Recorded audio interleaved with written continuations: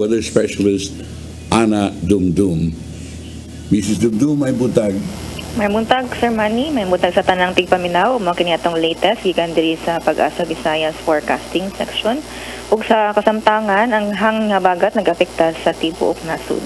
Ug naay tropical cyclone gawas sa Philippine Area of Responsibility. Ug as of ganihang buntag, alas 3, usa kini ka severe tropical storm ug naa kini international name nga land. Sa kasamtangan, kini 2,370 kilometers east-northeast sa extreme northern Luzon or naa kini sa kadagatan layo sa ato ang nasud.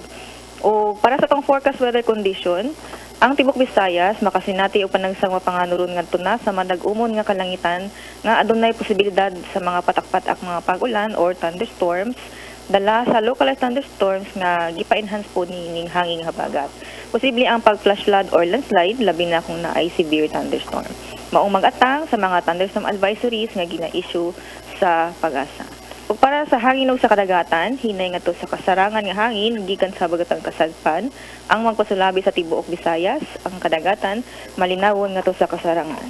Ug diri sa Metro Cebu, ang kadagatan na ay paghunas alas 12:43 karong hapon ug naay pagtaob alas 6 city inig gabii.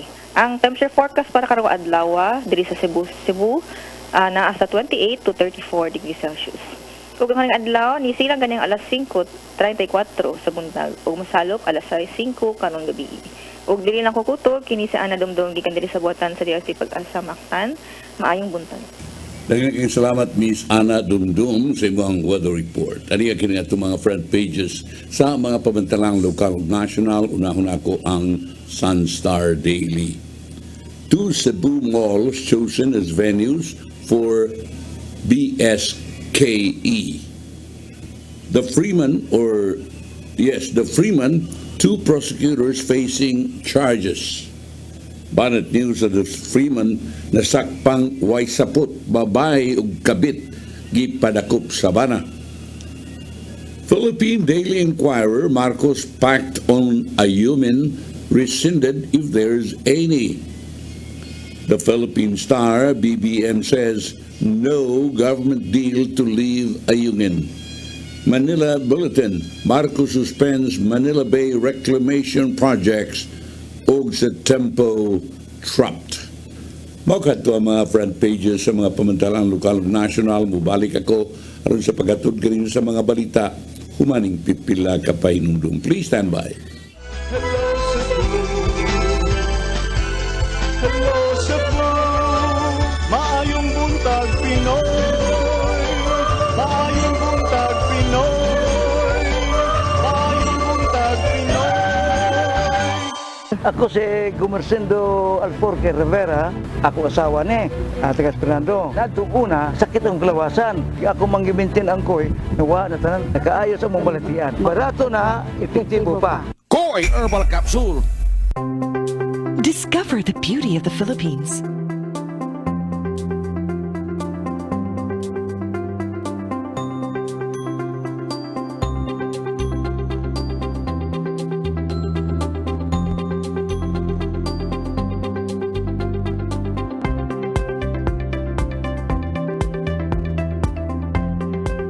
With Philippine Airlines, the country's flag carrier.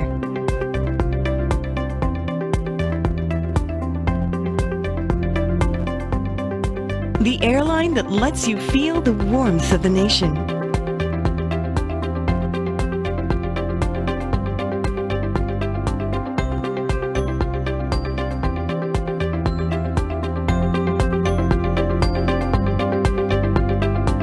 Mabuhay!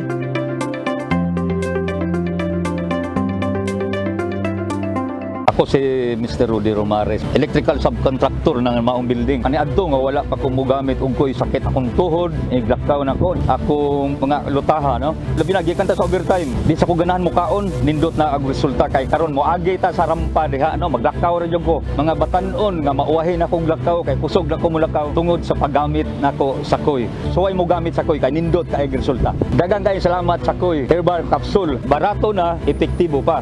Koy Herbal Capsule.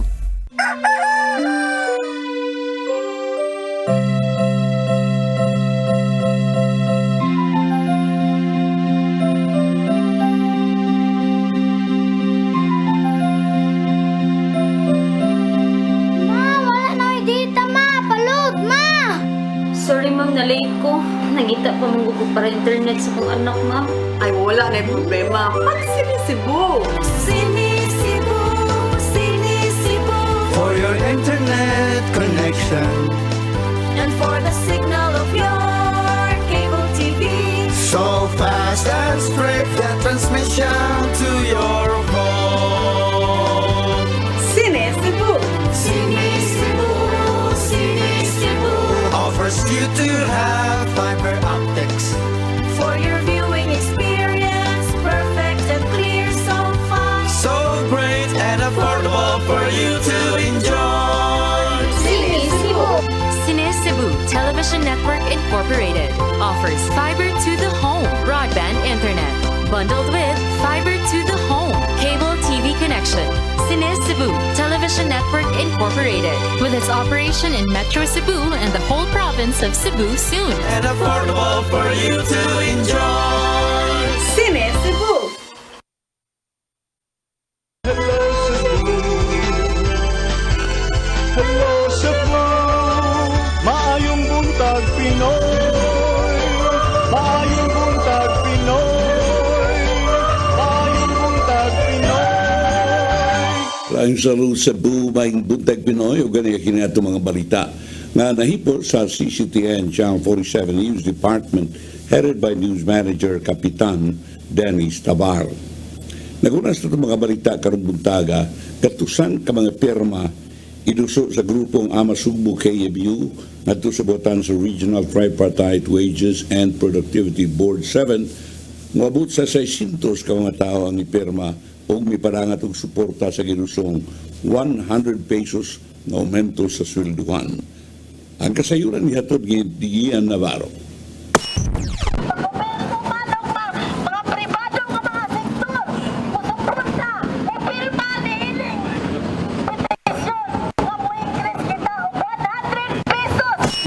Sa grupong alyansang mamumuo sa Sugbo, kilosang mayuuno kun Ama Sugbo KMU ang ilang adlaw silang hamubo nga rally at ubangan sa Dolis 7 building sa Dakbayan sa Sugbo. Kabahin kini sa nimong kalihukan nga mao ang formal nga pagsumiter silang signature campaign ngadto sa buhatan sa Regional Tripartite Wages and Productivity Board 7.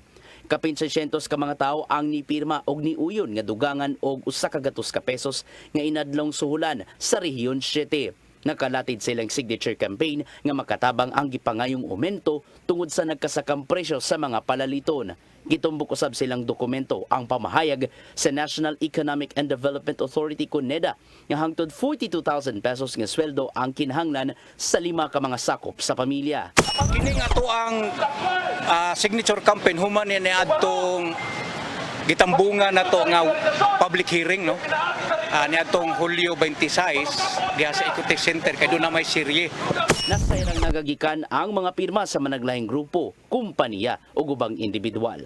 Kini isipag suporta sa nimong petisyon sa Alsa Contractual Cebu nga mao ang 100 pesos nga wage increase. Dini sa Cebu lang ni particular. Initial pa na namong nakalap no. Kining mao mga pirma. Lain-lain kumpanya no, lain pod nga mga lugar no, din na sa Lapu-Lapu, naapoy Cebu City, Mandawi, sa District 3. So lain-lain ni sila nga mga mamumuuning organisado o dili organisado. Nagpadayon ng public hearing sa Wage Board o gikatakdang mobiyahe karong simanaha sa lalawigan sa Bohol o Negros Oriental. Kini aron kuhaon ang dugang sentimiento gikan sa managlaing sektor bahin sa gipangayong aumento sa suhulan. Danang mipaybaw ang RTWPB 7 nga sa September ipagawas kung pila na nga aumento ang ilahang maaprubahan. Gian Navarro, CCTN News. Konsehal sa siyudad sa Mandawi, plano nga muduso og ordinansahon pagsilot sa matigbaligi og vape o e-cigarette user nga dili bulabay og tarong sa mga vape pods. Tinguha nga ma-regulate ang vape disposal, ilabi na nga ang maong e-waste magkadaot sa kinaiyahan. Ang kasayuran iatod na Mary Rose Sagarino. Nagplano si Konsehal Jennifer Delmar, ang chairperson sa Committee on Environment sa Konseho sa Syudad sa Mandawi, nga moduso og ordinansa pagsilot sa mga tigbaligya og vape og tiggamitay niini nga magpataka og labay sa mga vape pads. Matod ni Delmar nga iya kining nahuna-hunaan human makita nga nagkadaghan ang vape pad nga gilabay lang sa kadalanan. Matod sa konsehal nga gusto niyang i-regulate kini, labi na nga ang maong e-waste adunay kemikal nga delikado og makadaot sa kinaiyahan.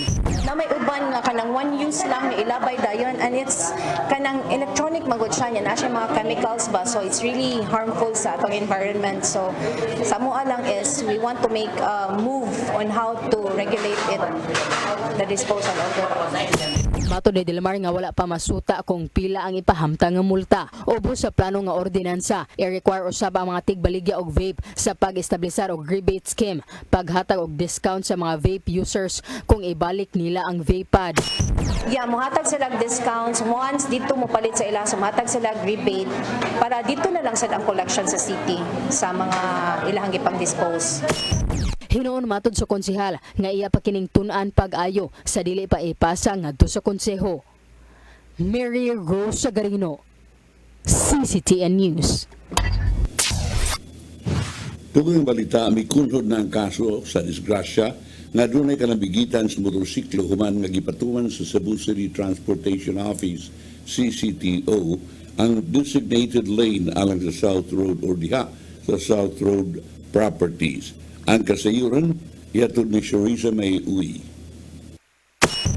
Human sa kabuuan sukar nga distrikto nga gipatuman sa Cebu City Transportation Office ang designated lanes alang sa mga motorsiklo diha sa Cebu South Coastal Road niadtong Hulyo, wala na natalang ang disgrasya nga nahitabo. Matod ni Raquel Arce, ang pangulo sa CCTO, nga dako nga nakatabang alang sa pagpameno sa disgrasya sa SRP, mao ang paghatag og designated lanes alang sa mga motorsiklo nga mausab ang mulikay sa mga dagkong sakyanan nga mobadlas gikan sa dakbayan sa Sugbo paingon sa bagatang bahin sa probinsya sa Sugbo. Since sa gasugod na gyud sa ato ang implementation, wala na ta nakakuha og incident as far as the motorcycle is concerned along CSCR. So nakita nato nga medyo nakatabang, in the sense nga nakatabang ang ato ang pag-implement sa ato ang area or motorcycle lane sa maong lugar. Pasabot-sab ni Arce nga ang mga motorista nga dili mosubay sa designated lanes ug masakpan sa mga traffic enforcers diha sa SRP, mamahimo nga makamulta kini og 1,000 ka pesos. Iklaro sab niya nga wala sila mag-apas sa mga multa nga makuha sa mga madakpan nga mga motorista apan mao ang paglikay sa disgrasya ug kapeligro sa mga motorista nga moagi sa SRP. So sa kaingon lang kung yun ana man gyud ang mentality sa driver nga magtan-aw kung naa ba ang enforcer o wa, take this as a serious kanang murag ingnon ta pahimangno. Di siguro may maka-apprehend kay wala mi, pero basin bayaon niya madisgrasya ka tungod sa imong pagsupa kay this inong tambalaod dili man ni for us enforcers, para ni ninyong mga motorista mahapsay ang dagan sa trapiko unya kamo sad safe mo sa inyong pagbiyahe. Kinumduman sa wala pagibatuman ang maong balaod nun diha sa SRP, sunod-sunod ang disgrasya nga natala, sunod lang sa usa ka buwan, gani sunod-sunod sab ang mga nangamatay sa habig sa SRP viaduct. Shariza May Uy, CCTN News. Kapulisan sa siyudad sa Lapu-Lapu padayon sa gihimong backtracking niadtong niabandonar sa usa ka masuso niadtong Sabado sa gabi. Ang bata gisud sa usa ka ikaw bag o gibilin sa tricycle sa barangay Poblasyon. Ang kasayuran niadto ni Fash Anthony Inso. Paday naghimo nga pag-backtrack sa kapulisan sa syudad sa Lapu-Lapu aron sa pagilan ni atong tao nga ni-abandonar sa ka siyam kabuan nga masuso sa barangay Poblasyon ledtong Sabado sa gabi. Ang bata gisud sa ikobag o gibilin sa ka tricycle nga nagparking duol sa kabutik sa barangay Poblasyon. Sa dihang ilabay na unta sa tricycle driver ang ikobag tungod sa iyang pagtuo nga kini basura, mayo na lang kay nilihok ang bata. Sumani Police Lieutenant Colonel Christian Torres sa LCPO nga base sa lang gihimo nga investigasyon, ang tricycle driver na ang ni-turnover sa masuso ngadto sa barangay hall nga daling gida sa Lapu-Lapu City Hospital aron kini mapahiling sa mga doktor. Pwede na sabay lang gihimo nga pag-review sa mga CCTV cameras palibot sa dapit. Wa na giya na balibag ba kay naibo siya nga nang gisangitan man. Swerte pag ito, ngayon na lang ibutang, pag aksyon ibutang, dito panilihok ang bata. Kaya man sa naghilak ang bata during the time ng isangit niya. Possible sir, ganito rami bas. Gidugang ni Torres nga dali usab nga niabag ang City Social Welfare and Development Office kun CEBU aron mahatag ang panginahanglanon sa maong bata. Gawa sa pagila sa tawo nga niabandonar, gidugang ni Torres nga paninusab ang ilang gihimo nga pag-ila sa mga ginikanan sa bata aron sila makasuhan gumikan silang pag-abandonar sa ilang anak. Possible gito, nagito siya nagiyan. Nga prior niya nabitay ang bag, nabitbit po to siya. Matoy akong i-advise sa IOC. Backtrack lang sila sa tanang CCTV sa dool. Kaya considering poblasyon, daghang na nag-CCTV. Prior na ginaabot siya dito, Watch Anthony Inso, CCTN News. Katapusang balita, Commission on Elections kung COMELEC o ang Kapulisan sa Dakbayan sa Sugbo nagtagbo alang sa pagpangandam sa nagsingabot nga barangay ug sangguniang kabataan election sa syudad. Pagpakatap sa mga pulis sa pagsugod sa election period, ipangandama na. Ang kasayuran ihatod ni Arnold Bustamante. Nagtagbo na ang mga station commander sa 11 ka mga police station sa Dakbayan sa Sugbo uban sa Komisyon ng Eleksyon. Nunod silang subsub nga pagpangandam sa nagsingabot nga barangay ug sangguniang kabataan eleksyon sa Oktubre 30, 2023.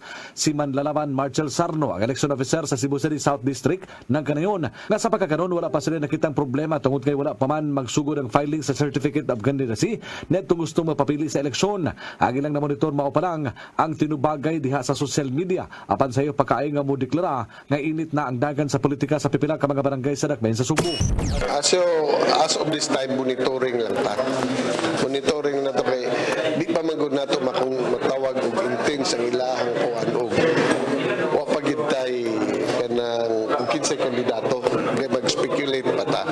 Sarno nga wala pa sila makakita nga doon na nakalapa sa lagda sa eleksyon tungod kay wala pa man usab magsugod ang election period og mamahimo pa nga makasuroy-suroy katong natinguha nga mo kandidato. Giila usab ang syudad sa Sugbo nga category green nga nagpasabot nga walay insidente sa nakalabay nga eleksyon apan magdepende na unya kini kung nagkaduol na ang adlaw sa PDLI.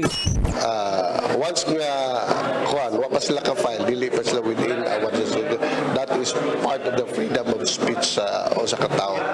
Gusto ni Police Office nagandam na sa ilaga pagpakatap sa ilaga mga personnel inigsugod na sa election period sa Agosto 28, 2023. Mato ni Police Lieutenant Colonel Janet Rafter, ang Deputy City Director for Operations sa CCPO, nga bago pa ang presidential election. Natungod nini, gamay na lang ang ilang himon nga adjustment. Kami po sa PNP nangandam kita ni Ana, but ready na gid pud ta puhon kay kabalo na gid ta na natay sa calendar of activities natin, especially karong August 28 is the start of the filing sa candidacy. So murag taas 28 I think that's going to be on August 28 to September 2. And again, we are really ready, but it doesn't mean na muundang na ta sa atong mga pagpangandam. Padayon gid gihapon ang atong mga pagpangandam. Although again, as I've said, ready na gid ta sa atong kwan. Kasi bago na po ta nag-election di ba? Last kwan. So gamay na lang nga adjustment. Despite that nga may ta ready, di gyud na mahuman gihapon atong pagpangandam. Hangtod mahuman ning BSK 2023. Nagtuo sa Rafter nga doon augmentation gikan sa Police sa Regional Office 7 tungod kay aga matag barangay kinahanglan man nga botangan og daghang mga personnel apan magpaabot pa sila unsay hukom silang regional nga buhatan. Arnold Bustamante, CCTN. Mao ito mga balita nga nahipol sa CCTN Channel 47 News Department headed by News Manager Kapitan Dennis Tabar. Inyo katong nakita sa Sari 47 dinhi sa CCTN Channel 47. Dugang mga balita o pag-isgot-isgot luyo sa mga balita. Mga 2 kabuan pa lang human isuspenso ang 2 ka Cebu City prosecutors kung Cebu City Fiscal, si Prosecutor Liceria Lufranco Rabillas o Assistant City Prosecutor Gandhi Truya di anasay lain. Human ang Office of the Ombudsman nirekomendar nga mo file og kaso nga indirect bribery batok kanilang 2. Ang Anti-Graft Office sa iyang recent decision nakakita og probable cause batok sa 2 ka public officials base sa reklamo sa Cebuano businessman na si Mark Yu na i-file batok kanila for alleged violation of the Anti-Graft and Corrupt Practices Act. Si Ombudsman Samuel Martires, Deputy Ombudsman for the Visayas Dante Vargas, o Preliminary Investigation Administrative Adjudication Prosecution Bureau Director Jane Aguilar may aprobar sa mga resolusyon. Sa iyong reklamo, si Yul Canayon na may file siya complaint for estafa o violation sa Republic Act 10-1752 batok kang kanhi business partner Brisnef Tero at tubangan sa Cebu City Prosecutor's Office sometime in 2016. Di ang duha kabang estafa cases irekomendar na i-file. Siyo nagkanayon nga si Truya isip reviewing officer sa tanan nga na-dismiss estafa cases nakakita na why estafa committed in trust transaction which covers sums of money. Munang nahibong CEU because sa lain na resolution na girender involving supposedly the same gihapon katarungan, si Truya o Franco Rabillas may recommend sa filing of information for estafa on a trust receipt agreement. Sa ito pa nagkatunyagi ang ilahang mga desisyon. Tungod ini, CEU may confront ni Truya na iyang ilang iyang higala kay pirmi mo kung sila makita pirmi sa ilang mga marathons o practice runs sa iyang buhatan ug unya iyang gipaybaon siya may tungod sa desisyon sa piskal. Si UB claim na si Truya may paybaw kaniya nga sila Franco Rabillas misugo kaniya sa paghimo ni maong desisyon. Astero was accordingly backed up by someone powerful and influential to whom the latter owes a lot.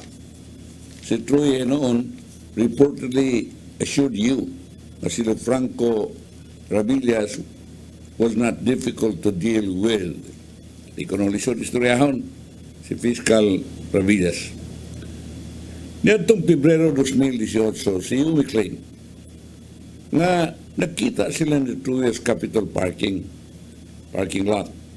Then, ang siya bihuwat kaniya ug bihatag og papel na dunay suwat na Franco Rabillas alleged bank account number.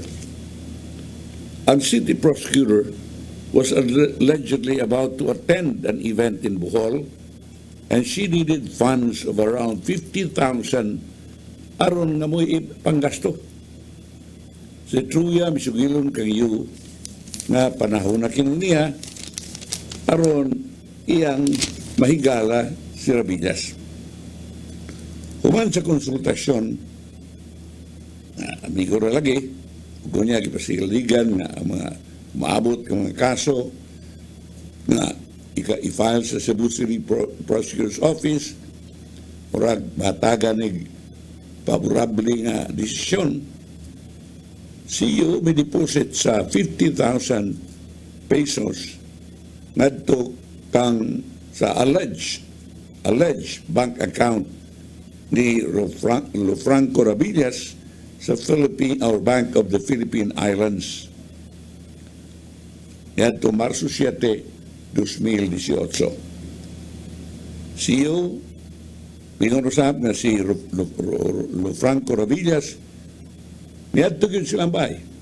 Aron sa pag-administer sa oath alang sa affidavit sa iyang asawa noong September 11, 2018. Tungod kaya ang iyang asawa masakiton man. But in early 2019, CEO naibong.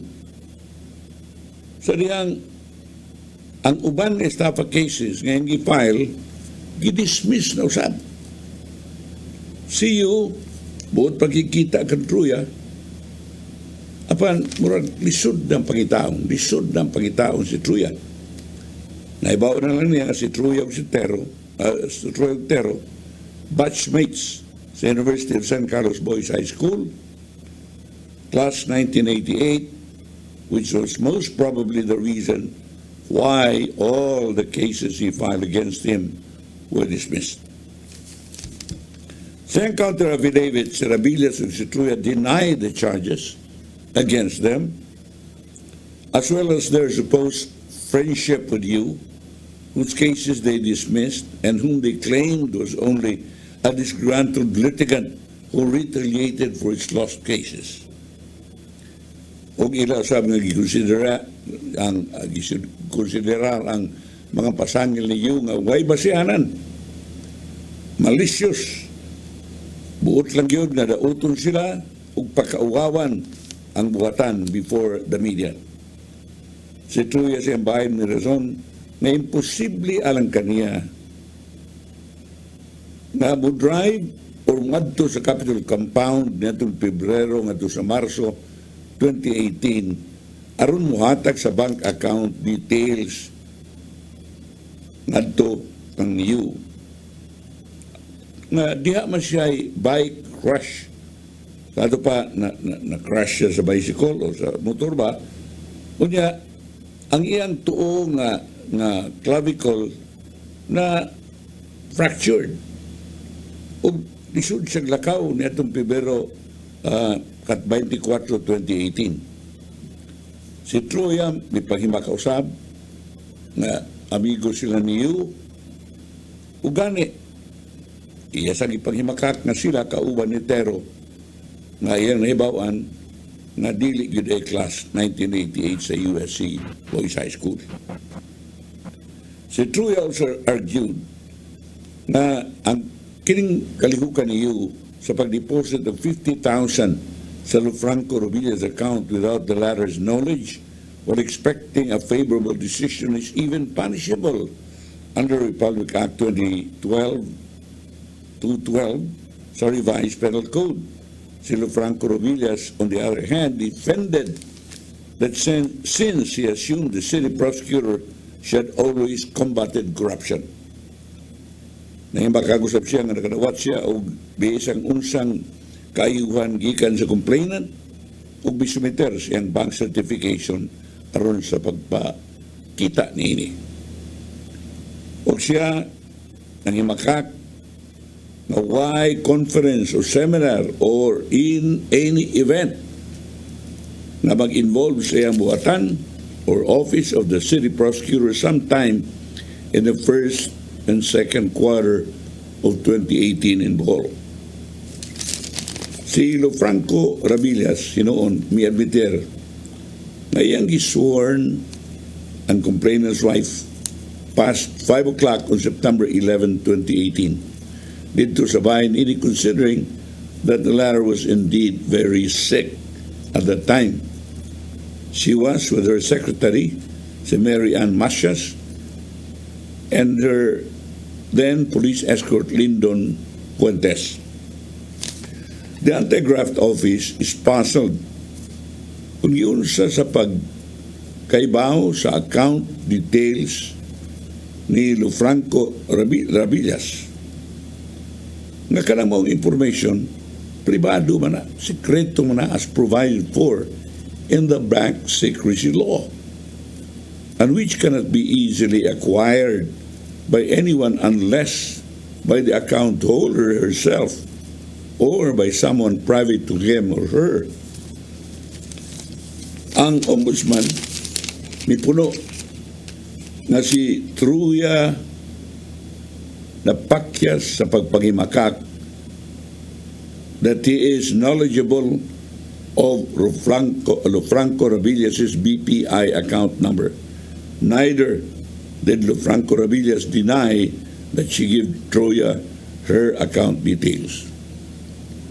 Ang anti-graft office mipuno na si Rabilla ang presentation ng Rabilla sa bank certification in effect only strengthened mipalig-on ng kini sa pasangil niyo na ang bank account indeed belongs to Franco Rabillas. Thus, it can only be surmised that there was really such an amount that was deposited kay parehaman account number. Doon ang account na deposit din ang adlawa. granting nga si Franco Rabillas nga bitag iya sa mong bank account wa sa masayod sa kwarta nga gideposit or sa tuyo ngano nga gideposito kato, yet there is no showing that set up nga iyang gisurrender giuli ang maong kwarta. This may regrettably be regarded as acceptance on her part. To make matters worse and to aggravate the timing of events, sila Franco Rabillas nireklamo mihimo sa asawa sa complainant sa pag-take oath before her at their very residence after office hours, 5 p.m. netong September 11, 2018. Or after the said 50,000 pesos was deposited. Muna naibong sila nga nganong nahimo nga gipa panumpa niya dito gisbahay giadto niya pasado alas 5 sa hapon human na deposito katong 50,000 sa iyang account together sa iyang secretary Macias ug Fuentes. Ang ombudsman kanayon na given the testimonial and documentary evidences on hand, they can deduce that Truya may have provided the means for you to offer a gift to Franco Rabillas, and may this have acted as the latter's conduit in the prohibited act of soliciting or requesting 50,000 pesos in relation to office or official functions which Franco Rabillas in effect accepted.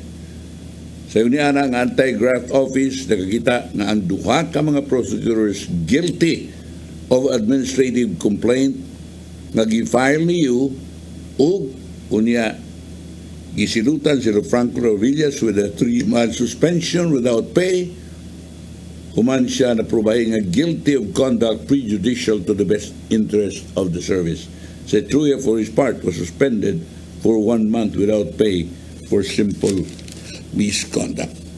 Now, kada mga higala, pagkatong naipos ng kasayuran, may tungod meaning maong pasangil. Alita sa kanunay nga gipangayo nga aumento sa sweldo. Isaan sa Regional Tripartite Productivity Board 7 kung sa Central Visayas, RTWPB Central Visayas, nga sunod buwan, Setyembre, mapabot na ang aumento ihatag ngadto sa mga trabahador. Ang Progressive Labor Group misumiter og mga firma ngadto sa RTWPB 7 nga nag-support sa pangayo nga usa ka gatos ka pesos nga aumento, 100 pesos nga increase sa inadlaw nga suhulan sa mga empleyado dinhi sa Central Visayas.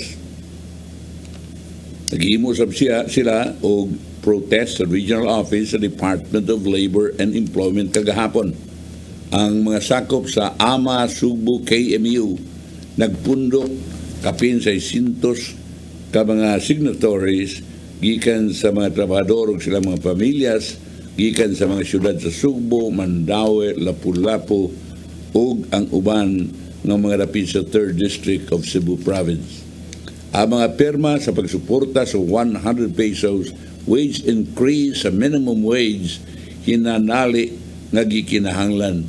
Dako ang kapasidad sa mga negosyante dinhi sa Central Visayas sa paghatag sa dokumento sa sulan.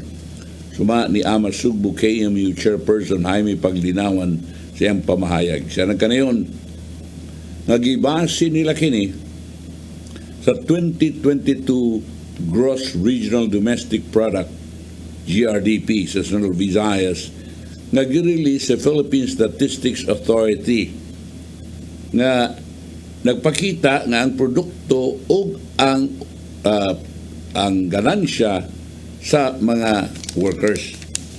Ang 2022 GRDP mo amount of 1.23 trillion pesos as indicated that Central Visayas is the 4th largest economy in the Philippines.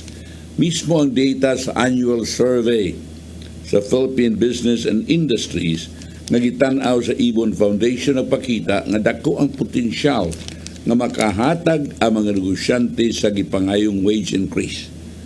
Si paglinawan mitumbok sa data gikan sa Ibon Foundation nga ang 170 pesos nga across the board nga aumento mo gikinahanglan aron mabawi ang real value of wages nga nakuha sa mga 13% nga sa employer's profit. Ang RTWPB7 mi-schedule ang katuneng kwan ang maong gipangayong 170 mukuha lamang og mga 13% sa aumento sa ganansya sa mga empleyado, sa mga amo. Ang RTWPB7 schedule og 5 ka mga public hearings alang sa aumento sa sweldo nga petition nga i-file sa 20 kanang lain labor groups sa Central Visayas, with the 2 remaining public hearings to be conducted in Bohol today and Negros Oriental tomorrow. Sa ini, mga 20 ka mga labor groups karaghanan sa Cebu may file silang wage increase petitions netong Pebrero ug Abril karong tuiga. Ang labor group Alyansa sa Mamumuong Kontraktual sa Sugbo kung Alsa Kontraktual Cebu may file og petisyon alang sa usa ka gatos ka pesos nga aumento sa sweldo matag adlaw ug sila nagkanayon nga ang economic crisis mo'y katarungan ining ilang ipangayong increase. Ang partido manggagawa Cebu sa joint petition sa laing napo ka mga labor groups miawag usab biduso usab sa usa ka gatos nga aumento matag adlaw sa minimum wage sa workers sa Region 7. Wow, kalaing mga petitioners silang joint petition ni file og increase on the daily minimum wage of 292 pesos and 50 centavos among private workers and 1,000 monthly for domestic helpers or kasambahay in Central Visayas. Niadtong milabayng Hunyo 14, 2022, ang RTWPB7 mi-aprobar og 31 pesos nga aumento matag adlaw sa sweldo sa tanang mga pribado o sa tanang mga pribado nga mga trabahador o 500 pesos sa domestic workers dinhi sa Central Visayas. Ang RTWPB7 sa sayuniana mipasalig sa mga workers nga doon ay wage increase sunod buwan Setyembre, but the amount will still have to be deliberated. Muna akong giingon nagisaad nila nga sunod buwan dunay ang ilang in-announce ang aumento sa sweldo apan wa sila kay bawog pila ang amount mo nang tingali o di kay tingali mo ni katarungan nga mga labor groups nagalain usab og duso og petisyon kung pila ilang pangayoon nga i-aumento sweldo 100 per day, aumento ang uban 170 pesos per day. Ubalik ko karong taon-taon mga higalang maning pipila ka pahinumdum. Please stand by. Hello Cebu, hello Cebu, maayong buntag Pinoy, maayong buntag Pinoy, maayong buntag Pinoy. Ako si Gumersindo Alforque Rivera, ako asawa ni Tagas Fernando. Nadto una, sakit ang kalawasan. Ako manggibintin ang koy, nawa na tanan, nakaayos ang mong balatian. Barato na, epektibo pa. Koy Herbal Capsule. Discover the beauty of the Philippines.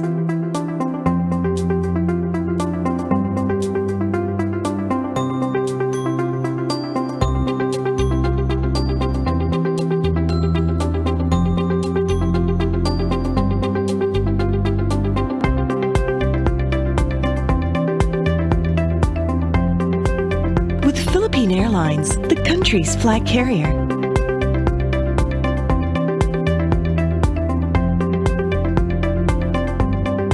The airline that lets you feel the warmth of the nation.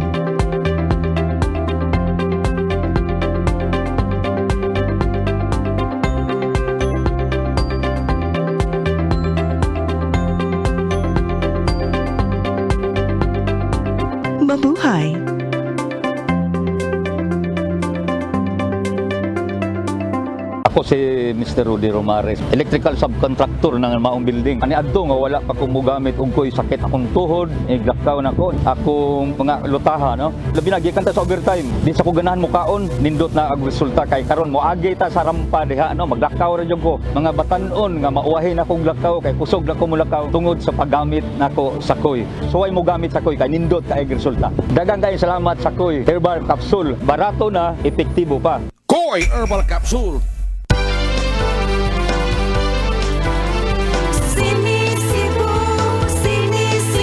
For your internet connection And for the signal of your cable TV. so fast and straight, the transmission to your home. CEBU Offers you to have fiber optics. for your viewing experience, perfect and clear, so fast. So great and affordable for you to enjoy. CEBU Television Network Incorporated offers fiber to the home broadband internet bundled with fiber to the home cable TV connection. CEBU Television Network Incorporated with its operation in Metro Cebu and the whole province of Cebu soon. CEBU For your internet connection. and for the signal of your cable TV. So fast and straight, the transmission to your home. CEBU Offers you to have fiber optics. for your viewing experience, perfect and clear, so fast. So great and affordable for you to enjoy. Ang kinabuhi puno sa hagit. Sugpil na ka, Dria! Ay, paginarte! Magdita ka! Puno sa pangutana. Bata pa gani ka kayo? Nagpuyab-puyab na ka? Kinsa man ako ang masakitin ako dinigaro na kinsa! Kung sibuti mo'y pasabot, Daddy! Puno sa luha.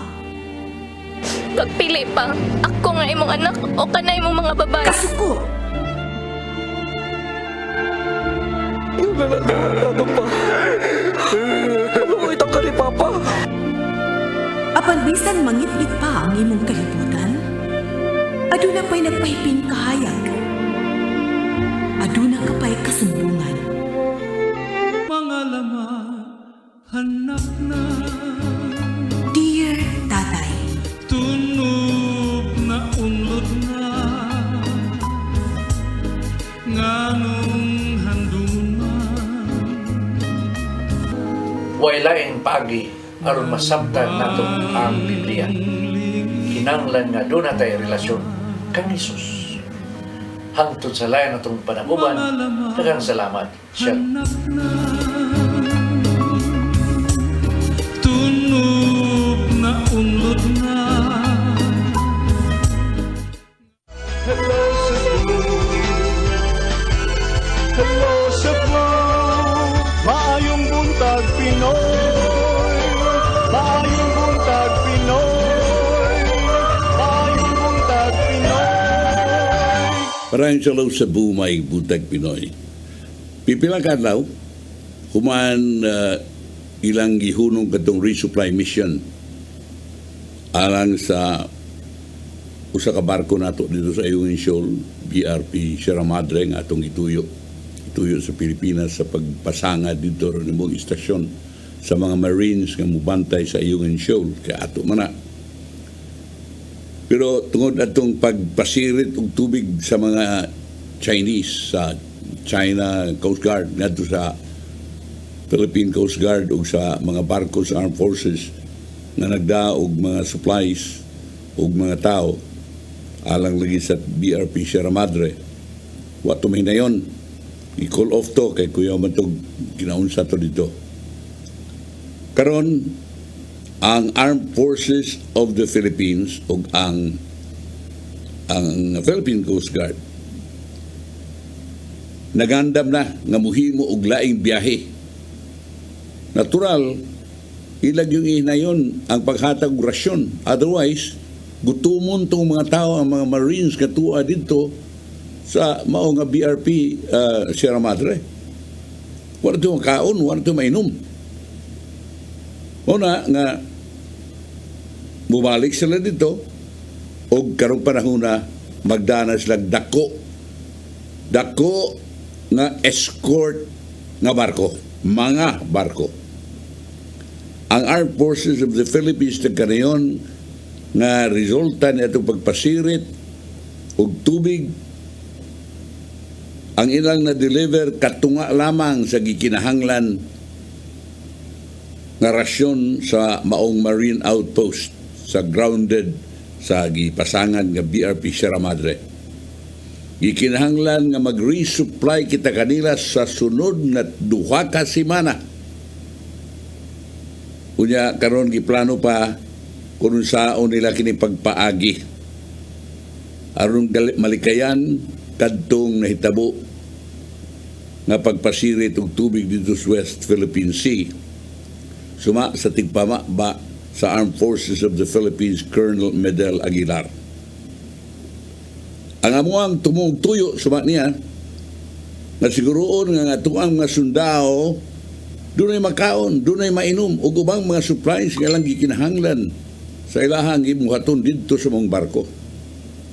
Siya nagkanayon nga katong nahitabo nitong Agosto 5 mao kato ang balido kayo nga manuyo ang mga Pilipino ug kinahanglan maghiusa aron sa pagsaway sa mga Chinese. Labi na katong mihimo nitong ang pagpamumba apan kinahanglan kalma lang but with determination. Iyaw sab nga gi-justify ang giingon sa China nga dagda sila construction materials ngadto sa BRP Sierra Madre. Ilang giangkon tinuod na nga nagdami construction materials, di lang kay pagkaon, di lang ka supplies.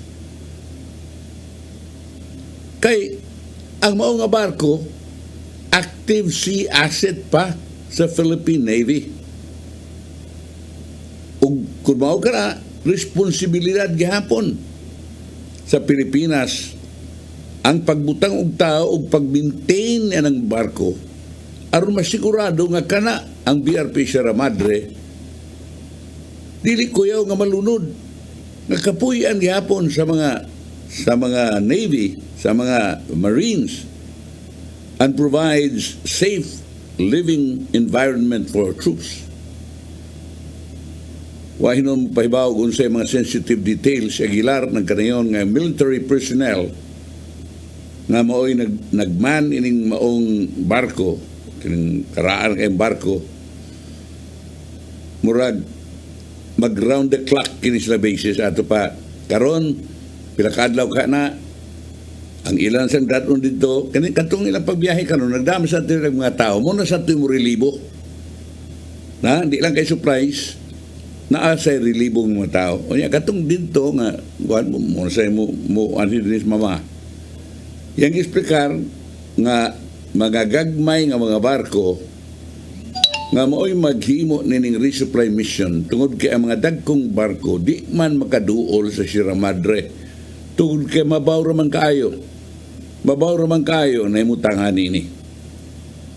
Apan at least ang dagkong mga barko i-deploy kini isip escort sa mga resupply nga mga barko nga gagmay suma sa Philippine Coast Guard West Philippine Sea spokesman Commodore J.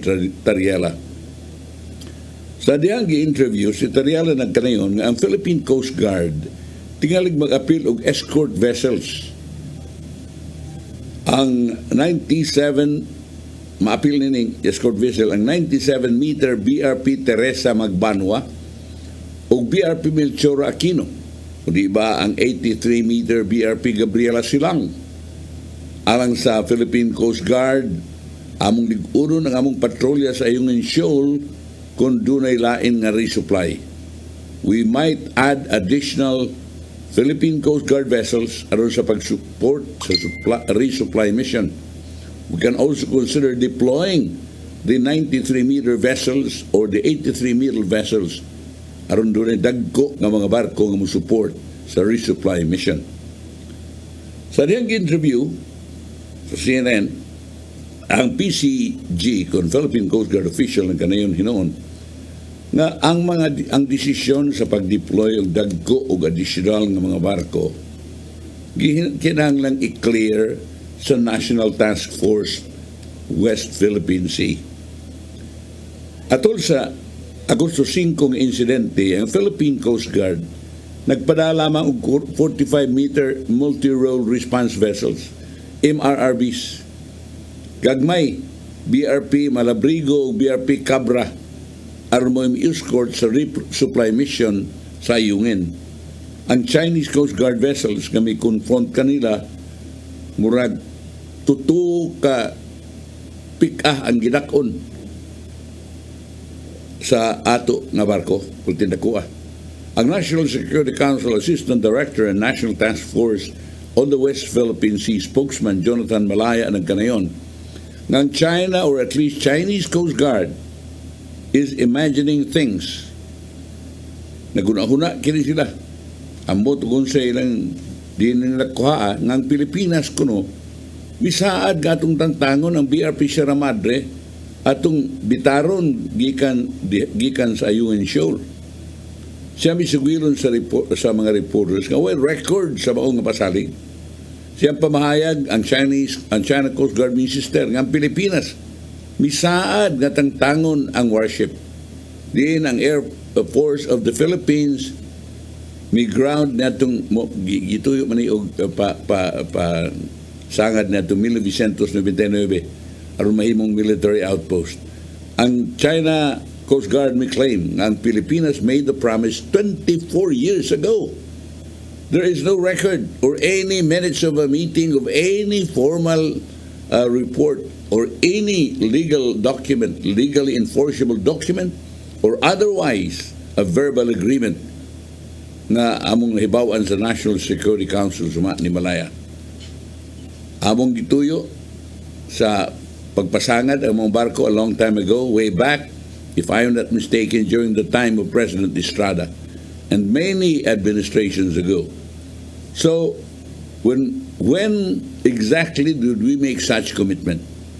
O kinsay mo claim there really was one, it will be difficult for us to respond to a seemingly hypothetical question on the part of China because insofar as we are concerned, we have not and will never sign or agree to anything that would affect, abandon, or sovereign rights and jurisdiction over the West Philippine Sea, in particular, Ayungin Shoal, suma ni Malaya. Sa kinsa may naghimo niya na. Wa may meeting, why minutes of the meeting, why official na pamahayag, bisan og verbal lang, why pamahayag na magali na, murag lisod na yun niya na. Si Malaya ng kanayon nga ang Ayungin Shoal sud sa economic zone, exclusive economic zone, EEZ, sa Pilipinas. Ug kabahin kini sa continental shelf sa Pilipinas. Ug na-affirm kini sa 2016 International Arbitral Court decision based on The Hague. If there is really such an agreement, then it goes against the legal position of government. So again, we can consider this, I think, a fiction or imagination of the Chinese ambassador, he said, referring to Huang Zilian. Si Malaya may pasabot na ang Philippine government dili yun mo biya ug ang BRP Sierra Madre dili nila biyaan besan kon magduwa sila patentero there with the Chinese. He called the ground vessel a symbol of Philippine sovereignty over that area. Siya na kanayon nga there were at least a dozen Chinese vessels in the vicinity during the August 5 water cannon incident. Unom sa mga barko gikan sa Chinese Coast Guard, upat gikan sa Chinese Navy, ug duha gikan sa militia boats. Sa dihang interview sa mga reporter sa Camp Crame, si Senate President Juan Miguel Zubiri na kanayon nga ang gobyerno should file a complaint against China before the United Nations for its acts of provocation in the West Philippine Sea instead of just sending diplomatic protest or note verbal. Those acts done were completely illegal, and therefore, if you ask me, complaints should be filed under the UNCLOS with the UN. Sisubirin na kanayon, yung pasabot ang United Nations Convention of the Law of the Sea, kung UNCLOS. Yausab nga gitawag ang gihimo sa China nga magkauuaw sa pagkwestiyon sa atuang pag-ayo nga himuon sa Sierra Madre. They're saying they're building infrastructure. We are building infrastructure in a UN shoal. They are shameless. They have to remove their infrastructure there first. Mauni sila una nga nagtukod yung reclamation. Kanya kita pasangin lang ayuhon ng ang barko. Pasangin lang dayon. Si CEBU was referring to the claimed lands within the Philippines, EEZ. Diin ang China, dunay military bases nga gitukod.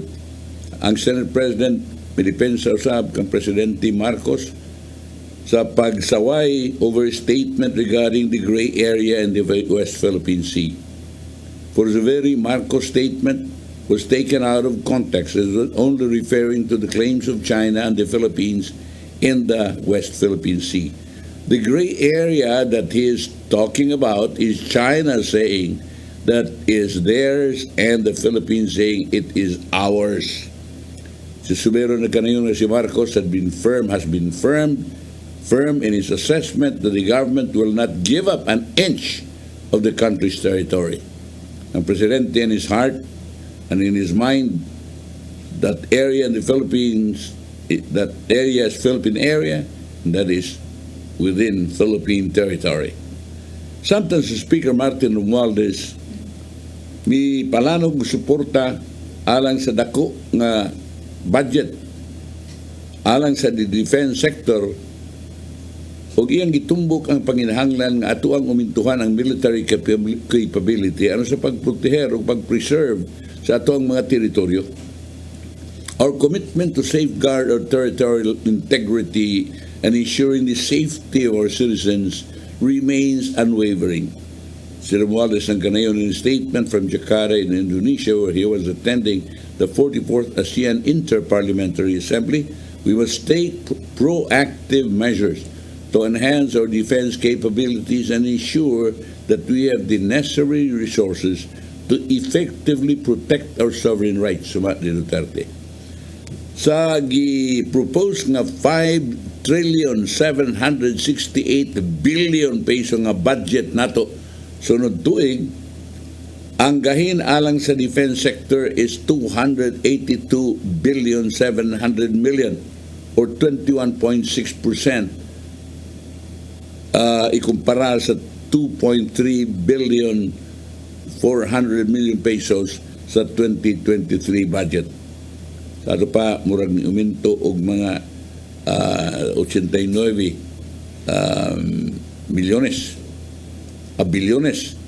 Ang speaker na ganayon ng allocation demonstrates our dedication to maintaining a strong and credible defense posture that one sends a clear message that we will not compensate or compromise when it comes to safeguarding our national interest.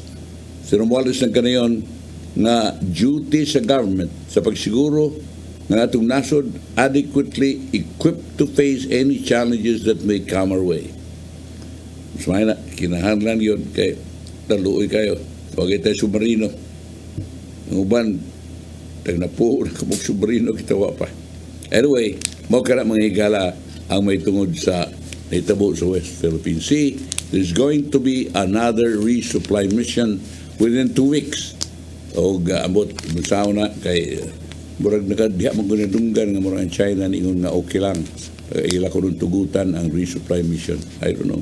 Anong nga nangihinta nila nga di mo na ilaha diya. Arita sa uban nga hilisgutan mga igala, balik ta diri Sugbo. Gitangtanganan ni Cebu Governor Gwen Garcia og katungod nga mag-operate ang Dolomite Mining Corporation, DMC. Usa ka mining firm nga nagbase sa lungsod sa Alcoy, Lalawigan, Subo. Netong Agosto 9, gipaibaho sa Cebu Provincial Information Office, pinagi sa Sugbo News, nga gi-revoke na ni Garcia ang Mineral Production Sharing Agreement MPSA sa DMC sa Rasoy Lungsod. Kini na desisyonan ni Garcia atol sa tigom kauban sila si DMC President Cesar Omnes ug legal counsel niini na si Attorney Raymond Martelino yatong Agosto 9. Matud ni Garcia nga wa hatagi og pagtagad og pagpakabara sa DMC ang mga ordinansang gipasal sa probinsya nga nagpahunong sa operasyon sa Philippine Mining Service Corporation PMSC. Ang DMC ang aduna untay MPSC, no? Adunay Mineral Production Sharing Agreement nga mulungtad hangtod sa 25 ka tuig o hangtod sa 2030. Giingong padayon kining misupply og raw materials sa PMSC na supak sa ordinansa sa lalawigan. Dato Oktubre 2020, unang gimando ng Garcia ang pagpahunong sa operasyon sa PMSC sa barangay Pugalo tungod sa pakyas nga pagbayad sa ilahang buhis ngadto sa probinsya Subo. Ang DMC ni bayad og nahinoon sila mga obligasyon sa pagpamuhis sud sa 15 ka tuig apan sa Abril gi-revoke sa gobernador ang MPSC niini tungod sa padayong pagbaligya og materialis ngadto sa PMSC. Sa Pebrero 17 miisyu og lagda si Garcia sa pagpahunong sa PMSC sa pagproseso, pagbaligya og pagtransport og dolomite ug uban pang mineral deposits tungod sa violation ini sa local tax o environmental laws. Apan ang PMSC wa mutuman sa mandog padayong nagpalit og mineral resources nga gikubkub sa DMC. Ano gipahunong. May tungod niya ng CICC mga galadugan mga kaya na naguba sa bagyo, sa linog sa bagyo pag yun. Gubura. Giyatagan na sa unta probinsyal katungod sa Cebu Governor Garcia nga mupadayon sa pagpirma alang sa hingpit nga pagpaguba na sa Cebu International Convention Center sa Lakbayan sa Mandaue.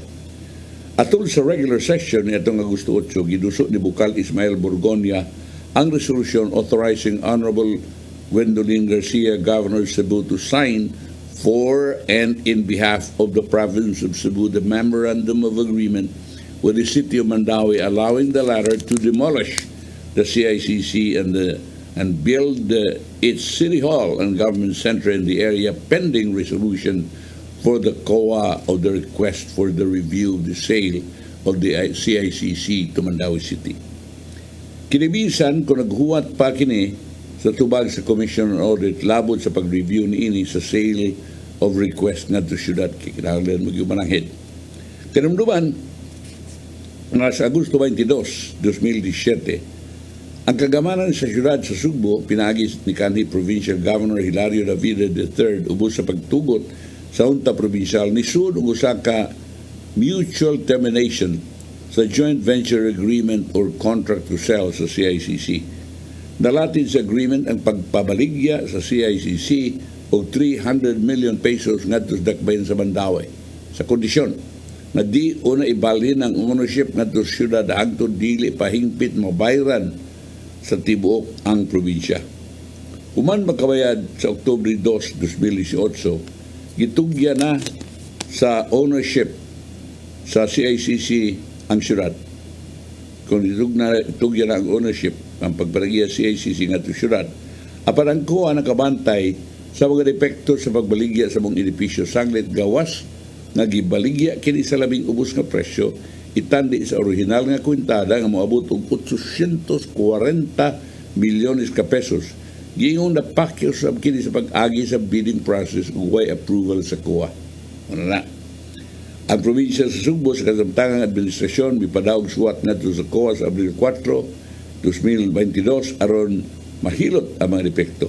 Subay nining pagsuwat giingong wa pay nadawat na tubag ang probinsya sa syudad o syudad kalabot sa tunguha nining compromise agreement sa selling price sa CICC ubos sa pagpangayo usab o pagtugod sa COA.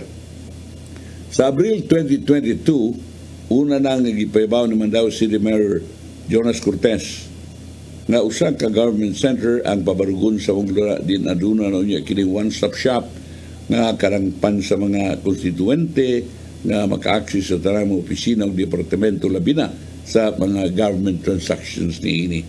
Ang CICC giabadunar kini human makaangkon og dakong guba sa duha ka mga kalamidad sama sa linog ug bagyo sa 2007 natukod subay sa pagpahigayon sa 12th ASEAN Summit ug 2nd East Asia Summit.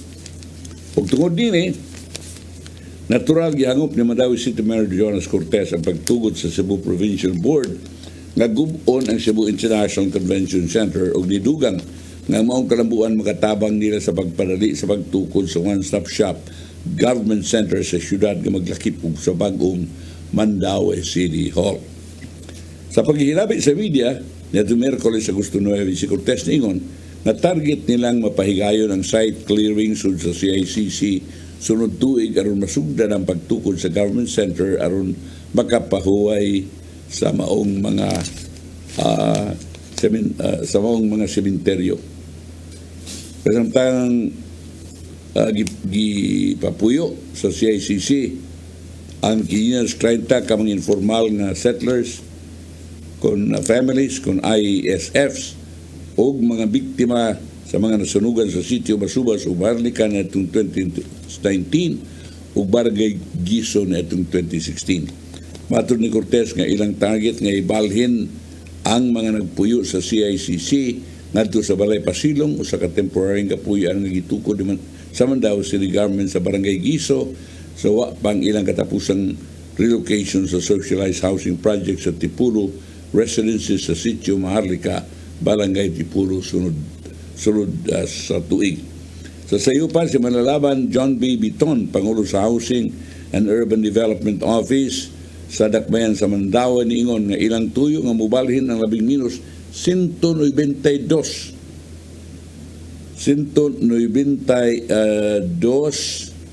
ka mga beneficiaryo sa Tipolo Residences Building 1 and 2. Niadtong 2017, ang Cebu Provincial Government di uyon nga ibaligya ang 3.2 ka hektarya nga lote di na himutang ang CICC ngadto sa Mandawi City Government sa kantidad nga 300 milyones pesos ug ang pabaligya na human niadtong 2018. Si Manlalaban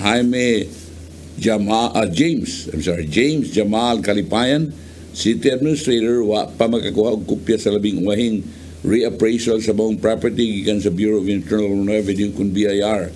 Ilang giklaro nga wa tuyuas kagamanan sa Dakbayan nga gub-on ang CICC kun dili ang paghawan lang sa pipila ka mga debris sa gubaon nga bahin niini og pag timbang-timbang sa struktura kung mahimo pa ba kining i-repurpose.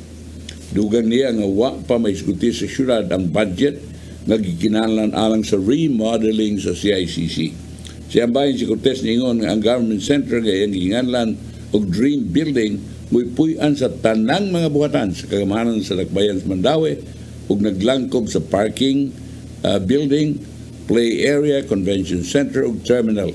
Samtang matud niya nga ang karaang Mandawi City Hall nga nahimutang sa Barangay Sentro magsilbing museum sa kabilin sa syudad sa Mandawi. Nate parahon mga galatong tapuson kini itong pagpag-uban ito manon. Hello Cebu, Maayong Buntag Pinoy sa pabaon ni Tatay Dodong Limchua, Pudong ug Kinabuhi.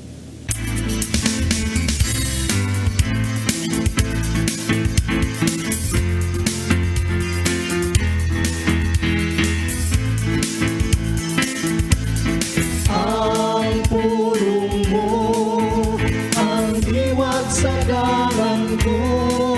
Ikaw mismo, kinanglan maghimong panag-ingnan so sa kamayong buhat. Ug sa imong pagpanudlo, ipakita ang kamatinud-anon ug kaligdom.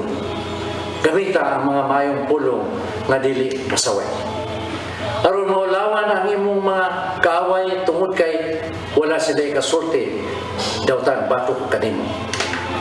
Mo kini nga atong mabasa diha sa Tito 2:7 ngadto sa 8 nga nangingon ang bot ipasabot nini nga kita kitawag sa Ginoo aron mahimong panag-ingnan. Aron nga itong ipakita sa atong isigkaymon nga way sukod ang gugma sa Ginoo. Gawa siya mga pasidaan ato sa mga mabasa diha sa mga pulong nga budasig ka nato. Gidasig kita nga mahimo matinud-anon. Hinuon may mga higayon nga dili makasabot ka nato ang mga tao sa atong balibot. Nining mga panahona kinahanglan nga magbalingon kita ug mubarog sa kamaturan nga ato makatunan. Ug dili na nato ikawaw ang pagsunod sa kamaturan nga gibutang sa Espiritu Santo dinhi sa atong kasing-kasing. May soul. Mao kini ang pulong nga naghatag kanato kinabuhi. Magampo kita. Salamat sa imong pagtisok sa liso sa kamaturan sa mong kasing-kasing. Tabangin kami sa pagakos o pagdawat din. Ug himuha kaming lig-on sa maong pagbarog sa kamaturan. Amen. Sa samahan sa anak sa Espiritu Santo. Ang pulong mo, ang diwat sa dalang ko. Punog kinabuhi ni Tatay Dodong Lamichua may nagtapos ng ating tulumanon. Mga pasalamat sa COI, sa Philippine Airlines, kang Arsobispo sa Palma, kang Nanay Diana Lamichua, Tatay Dodong Lamichua, kang Dennis Tabar, atong News Director, News Manager, sa TOC, si Robert, Inday, Anton, Lorenzo, Joan, o sa Newsroom, si Rudel, si Raymond, o yun man sab diri sa studio si Michael, I'm sorry, o diri sa studio si Verdi. Ako si Manny de los Santos Rabakal sa ngan sa kong partner Konsehal Maluuano Inokando Tabar Mingon. Again, salamat. Bye.